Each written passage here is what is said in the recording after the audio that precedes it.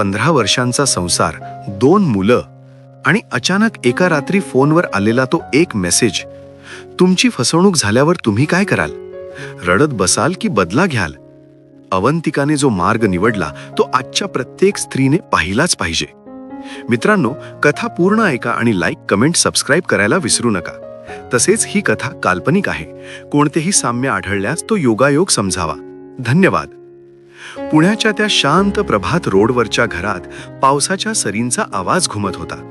अवंतिका खिडकीपाशी उभी राहून बाहेरच्या अंधाराकडे पाहत होती. तिच्या हातातला कॉफीचा कप कधीच थंड झाला होता. 15 वर्षांपूर्वी याच पावसात ती समीरच्या आयुष्यात आली होती. किती स्वप्न पाहिली होती दोघांनी.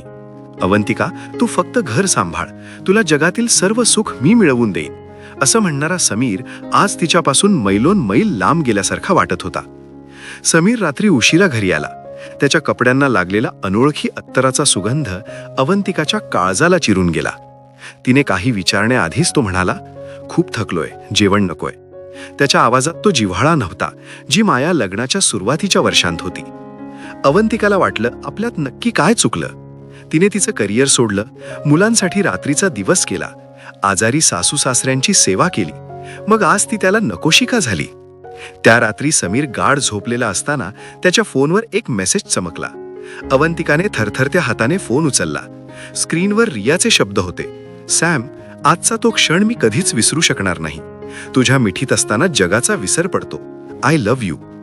अवंतिकाला वाटलं तिच्या पायाखालची जमीन सरकली. तिच्या डोळ्यातून अश्रूंच्या धारा वाहू लागल्या. तिला ओरडून विचारावंसं वाटलं, समीर, माझ्या 15 वर्षांच्या त्यागाची हीच किंमत का? तिने आरशात स्वतःला पाहिलं. विस्कटलेले केस, थकलेला चेहरा. तिने स्वतःला विचारलं, मी कोणासाठी हे सगळं केलं? जो पुरुष माझ्या अस्तित्वाला विसरून दुसऱ्या स्त्रीच्या मिठीत सुख शोधतोय, त्याच्यासाठी मी अजून किती काळ रडत बसणार? तिने आपले डोळे पुसले. रडणं हे तिचं शस्त्र नव्हतं. तिने ठरवलं की आता तिचं दुःख ती तिची शक्ती बनवेल. दुसऱ्या दिवशी सकाळी अवंतिकाने समीरला रोखलं. समीर, तुला रियावर प्रेम करतोस ना? तिने अत्यंत हळव्या पण स्पष्ट आवाजात विचारलं. समीर थबला. अवंतिका, मी ते नको समीर, खोटं बोलून अजून जखमा देऊ नकोस. अवंतिकाचे डोळे भरून आले होते, पण आवाज खंबीर होता. तुला वाटलं असेल की मी रडेन, वाद घालीन, पण नाही. मला फक्त हे जाणून घ्यायचंय की ज्या घराला मी माझ्या रक्ताचं पाणी करून उभं केलं, त्या घरात आता एका अनोळखी स्त्रीचा वाटा असेल, हे तुला कसं पटलं? तुला माझी आठवण नाही आली, पण तुला त्या 2 मुलांची आठवण नाही आली, ज्यांनी तुला बाबा म्हणून हाक मारली? समीर गप्प होता. अवंतिका पुढे म्हणाली, समीर, तू म्हणतोस ना प्रेम सुरक्षित असतं. मग आता तुझ्या त्या सुरक्षित प्रेमाची जबाबदारी घेण्याची वेळ आली आहे. जर तुला रिया हवी असेल तर तिला या घरातलं माझं स्थान घ्यायला सांग. माझ्या मुलांच्या रडण्याचं आणि तुझ्या आई-वडिलांच्या वेदनांचं ओझं तिला पेलणार असेल तर खुशाल तिला घेऊन ये. मी तुला अडवणार नाही. पण लक्षात ठेव समीर, प्रेम फक्त गुलाबाच्या फुलांसारखं नसतं. त्यात जबाबदाऱ्यांचे काटेही असतात. समीरला प्रथमच जाणवलं की त्याने केवळ एका स्त्रीचा विश्वास नाही, तर एका पवित्र नात्याचा आत्मा मारला होता. समीर घरून निघाला खरा, पण अवंतिकाचे ते शब्द त्याच्या कानात सतत घुमत होते. तिचे ते पाणावलेले डोळे आणि थरथरणारा आवाज त्याला अस्वस्थ करत होता. दुसरीकडे रियाचा विचार मनात आला की त्याला थोडं हायसं वाटायचं, पण आता त्या विचाराला जबाबदारीची धार लागली होती. त्याने रियाला एका बागेत भेटायला बोलावलं. रिया नेहमीप्रमाणे नटून थटून आली होती. तिला पाहताच समीरला वाटलं की हेच माझं जग आहे. पण अवंतिकाने विचारलेले प्रश्न एखाद्या जखमेसारखे ठसठसत होते. रिया, समीरचा आवाज जड झाला होता.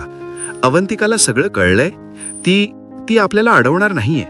उलट ती म्हणाली की तू आमच्या घरी राहायला ये, पण तिला माझ्या पगाराचा अर्धा हिस्सा हवाय आणि घरची सगळी जबाबदारी तुला पेलावी लागेल. रियाच्या चेहऱ्याचा आनंद क्षणार्धात मावळला. सॅम, तू वेडा झालायस का? मी तुझ्या घरी का येऊ? तुझ्या मुलांची आणि तुझ्या आई-वडिलांची जबाबदारी मी का घेऊ? आपण फक्त प्रेमाबद्दल बोललो होतो, या ओझ्याबद्दल नाही. मला वाटलं होतं तू घटस्फोट घेशील आणि आपण वेगळं जगू. समीरला धक्का बसला. रियाच्या तोंडून ओझं हा शब्द ऐकल्यावर त्याला अवंतिकाची ती 15 वर्षे आठवली. तिने कधीच घरच्यांना किंवा मुलांना ओझं मानलं नव्हतं. तिने तर स्वतःच्या अस्तित्वाचा होम केला होता या घरासाठी. त्याच दिवशी दुपारी अवंतिका रियाला भेटायला गेली. रिया एका कॅफेमध्ये तिची वाट पाहत होती. अवंतिका जेव्हा तिथे पोहोचली तेव्हा तिच्या चेहऱ्यावर एक अजब शांतता होती, पण डोळ्यात अथांग दुःख होतं. रिया, अवंतिकाने बोलायला सुरुवात केली, मी तुला इथे भांडायला बोलवलं नाहीये. मी तुला फक्त हे सांगायला आलीये की ज्या समीरला तू आज पाहतीयस तो समीर मी घडवलेला आहे. त्याच्या यशामागे माझी रात्रंदिवस केलेली मेहनत आहे. पण आता मी थकलीये. तो आता तुझा आहे. अवंतिकाचे डोळे भरून आले.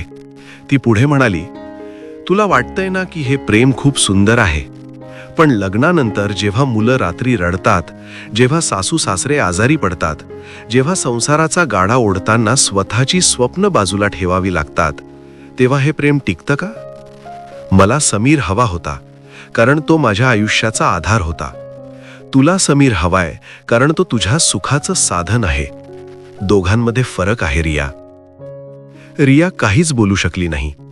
अवंतिकाने टेबलावर समीरच्या लहानपणीच्या आठवणींचा आणि मुलांच्या फोटोंचा एक अल्बम ठेवला. हे घे, यात समीरचं पूर्ण आयुष्य आहे. जर तू त्याला माझ्या इतकं प्रेम देऊ शकणार असशील तर खुशाल त्याला तुझं कर. पण एक लक्षात ठेव, ज्या दिवशी समीरला कळेल की तू त्याच्या जबाबदाऱ्यांपासून पळ काढतीयस, त्या दिवशी तो पुन्हा माझ्या शोधात येईल. पण तेव्हा मी त्याला स्वीकारायला तिथे नसेल. अवंतिका तिथून उठली. तिच्या पावलांमध्ये एक जडपणा होता, पण तिचं मन आता हळूहळू हलकं होत होतं. तिने तिचं काचेचं घर स्वतःच्या हाताने फोडलं होतं, कारण आता तिला मोकळ्या आकाशात श्वास घ्यायचा होता. समीर जेव्हा त्या दिवशी घरी परतला तेव्हा घर स्मशान शांत होतं. एरवी मुलांचा किलबिलाट आणि सासू सासऱ्यांच्या गप्पांनी दुमदुमणारं ते घर आज त्याला खायला उठत होतं. त्याने हळूच अवंतिकाच्या खोलीत डोकावलं. ती अंधारात खिडकीपाशी बसली होती. तिच्या डोळ्यातून अश्रू वाहत नव्हते, तर एक रीते पण होतं. अवंतिका, त्याने अत्यंत अपराधी स्वरात हाक मारली. अवंतिका वळली. तिच्या चेहऱ्यावरचा तो फिका पडलेला प्रकाश समीरला टोचत होता. समीर, आईबाबांना मी सगळं सांगितलंय. त्या वृद्धांनी आज जे ऐकलं त्यानंतर त्यांना आधार देण्याची ताकद माझ्यात उरली नाहीये. तूच जा आणि त्यांना सांभाळ. ती इतक्या शांतपणे बोलली की समीरला तिच्या ओरडण्यापेक्षा त्या शांततेची जास्त भीती वाटली. समीर हॉलमध्ये गेला. त्याचे वडील खुर्चीत सुन्न होऊन बसले होते आणि आई रडत होती. समीर जवळ जाताच वडिलांनी हात उंचावून त्याला थांबवलं. समीर, आजवर आम्हाला वाटलं होतं की आम्ही एक स्वाभिमानी मुलगा घडवलाय, पण तू तर केवळ एका काचेच्या तुकड्यासारखा निघालास, जो स्वतःला चकाकी देण्यासाठी दुसऱ्याच्या आयुष्याचे तुकडे करतो. या घराची लक्ष्मी आज रडतीये आणि तू कोणत्या सुखाच्या गोष्टी करतोयस? आई हुंदके देत म्हणाली, समीर, ज्या अवंतिकाने स्वतःच्या आई वडिलांना विसरून आमची सेवा केली, तिच्या काळजावर पाय देताना तुला एकदाही आमची आठवण नाही आली रे. तू फक्त तिचा विश्वास नाही तोडला, तर आमचा तुझवरचा विश्वासही कायमचा मारून टाकलायस. समीर त्या रात्री घराच्या कोचावर एकटाच पडून होता. रियाचे फोन येत होते, पण त्याला ते उचलावेसे वाटत नव्हते. ज्या प्रेमासाठी त्याने हे सगळं केलं ते प्रेम आज त्याला खूप स्वार्थी वाटू लागलं होतं. दुसरीकडे अवंतिकाने त्या रात्री एक जुनी वही काढली. तिची आर्किटेक्चरची वही. त्यात तिने 15 वर्षांपूर्वी काही नकाशे काढले होते. त्या पानांवर तिचे अश्रू पडले आणि शाही पसरली. तिने ते अश्रू पुसले. आता बस झालं. ती स्वतःशीच पुटपुटली, ज्या हातांनी संसाराचा नकाशा रेखला तेच हात आता माझ्या स्वतःच्या आयुष्याचं शिखर रचतील. दुसऱ्या दिवशी सकाळी अवंतिकाने समीरला चहा दिला नाही. तिने स्वतःचा चहा घेतला आणि तयार होऊन बाहेर पडू लागली. समीरने विचारलं, कुठे चालली आहेस? अवंतिकाने त्याच्याकडे पाहिलं. तिच्या डोळ्यात आता ती जुनी बायको नव्हती. समीर, आजवर मी विचारत होते की तू कुठे चालला आहेस, पण आजपासून हा प्रश्न तू मला विचारायचा नाहीस. मी माझ्या मुलांसाठी आणि माझ्या स्वाभिमानासाठी जग शोधायला चालली आहे. तुला कायदेशीर नोटीस लवकरच मिळेल. त्यात मी तुझा पगार किंवा मालमत्ता मागणार नाहीये, तर फक्त माझं स्वातंत्र्य आणि मुलांचा हक्क मागणार आहे. समीरला जाणवलं, अवंतिका आता त्याच्या हातातून कायमची निसटली होती. तो त्या मोठ्या घरात असूनही आयुष्यात पहिल्यांदाच पूर्णपणे अनाथ झाला होता. 6 महिने उलटले. ज्या घरात एकेकाळी आनंदाचे पाठ वाहत होते तिथे आता एक मूक शांतता होती. पण ही शांतता नैराश्याची नव्हती, तर एका नव्या बदलाची होती. अवंतिका आता पहाटे 5ला उठायची, पण समीरसाठी नाही, तर स्वतःच्या स्वप्नांसाठी.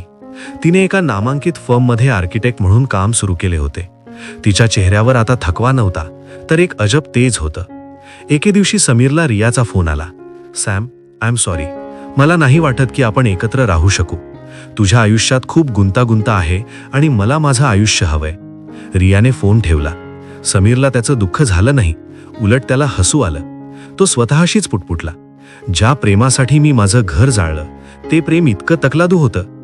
त्या संध्याकाळी समीरने अवंतिकाला बागेत बसलेलं पाहिलं. ती मुलांशी त्यांच्या प्रोजेक्टबद्दल बोलत होती. मुलं तिच्याकडे ज्या आदराने बघत होती, तो आदर समीरने कधीच गमावला होता.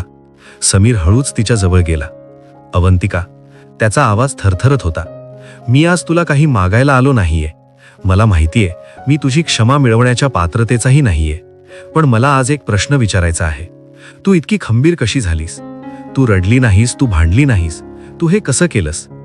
अवंतिकाने मुलांकडे पाहिलं आणि मग समीरकडे. तिचे डोळे पुन्हा एकदा पाणावले. समीर, आजवर तुझ्या विवाहबाह्य संबंधांबद्दल मला कळलं तेव्हा माझ्या काळजाचे हजारो तुकडे झाले होते. मला वाटलं होतं मी संपले. पण मग मी माझ्या मुलांकडे पाहिलं. मला जाणीव झाली की जर मी आज रडत बसले तर माझी मुलं उद्या एका कमकुवत आईची मुलं म्हणून ओळखली जातील. ती थोडी थांबली आणि पुढे म्हणाली, समीर, असे विवाहबाह्य संबंध ठेवणाऱ्या स्त्रिया जेव्हा म्हणतात ना की प्रेम सुरक्षित असतं, तेव्हा त्यांना कदाचित त्या वाटलेल्या प्रेमाबद्दल बोलायचं असेल. पण समीर, खरं प्रेम ते असतं जे घराला बांधून ठेवतं. तू ते प्रेम तोडलंस. मी तुला तेव्हाच सोडलं होतं जेव्हा तू मला फसवून रियाच्या मिठीत सुख शोधत होतास. आता तू फक्त या मुलांचा बाबा आहेस आणि आई वडिलांचा मुलगा आहेस. माझं तुझ्यावरचं प्रेम त्या दिवशीच त्या मेसेज सोबत जळून खाक झालं. समीरच्या डोळ्यातून घळाघळा अश्रू वाहू लागले. त्याने अवंतिकाचे हात हातात घेण्याचा प्रयत्न केला, पण तिने हलकेच हात मागे घेतला. समीर, आता खूप उशीर झालाय. तू मला 30% पगार द्यायचं म्हणत होतास ना? मला तुझे पैसे नको. मी आज स्वतः इतकं कमवतीये की मी आणि माझी मुलं सुखात राहू शकतो. तू फक्त या मुलांना वेळ दे. त्यांना एक चांगला माणूस बनवू जेणेकरून ते उद्या तुझ्यासारखी चूक करणार नाहीत. अवंतिकाने घर सोडून जाण्याचा निर्णय घेतला नाही, कारण तिला माहिती होतं की घर सोडणं हा पळपुटेपणा आहे. तिने समीरच्या समोर बसून एक शेवटची चर्चा करायचं ठरवलं. ही चर्चा केवळ पती पत्नीची नव्हती, तर एका फसवल्या गेलेल्या स्त्रीने व्यवस्थेला विचारलेला प्रश्न होता. समीर ढसाढसा रडत माफी मागत होता, पण अवंतिकाचे डोळे कोरडे होते. ती म्हणाली, समीर, तू विचारतोयस ना की मी तुला माफ का करत नाही? असे विवाहबाह्य संबंध ठेवणाऱ्या स्त्रिया जेव्हा म्हणतात की पुरुष जबाबदार असतो, तेव्हा त्या एका बाजूने बरोबर असतात, पण दुसऱ्या बाजूने त्या चुकीच्या असतात. पुरुष भरकटतो कारण त्याला माहीत असतं की घरी परतल्यावर त्याला कोणीतरी माफ करणारं आणि त्याची सेवा करणारं आहेच. समीर मान खाली घालून बसला होता. अवंतिका पुढे म्हणाली, मी तुला माफ केलं असतं, पण माझ्या एका माफीमुळे तू पुन्हा कधीतरी हेच करशील, कारण तुला वाटेल की घरची बायको आहेच सोसायला. नाही समीर, सोसलं ही शक्ती नाही तर ती गुलामगिरी आहे. तिने खिडकीबाहेर पाहिलं, जिथे तिची मुलं बागेत खेळत होती. मी मुलांसमोर हे उदाहरण ठेवणार नाही की त्यांच्या आईने स्वाभिमान विकून संसाराचा गाडा ओढला. त्यांना हे कळलं पाहिजे की चुकांना माफी असते, पण विश्वासाच्या खुनाला शिक्षा असते. समीरने विचारलं, मग आता मी काय करू? मी कुठे जाऊ? अवंतिका शांतपणे म्हणाली, तू कुठेही जाऊ नकोस. हे घर तुझं आहे, तू इथे राहू शकतोस. पण आजपासून माझं तुझ्यावरचं सर्व हक्क मी सोडून दिले आहेत. मी आता तुझी दासी नाही आणि तू माझा मालक नाहीस.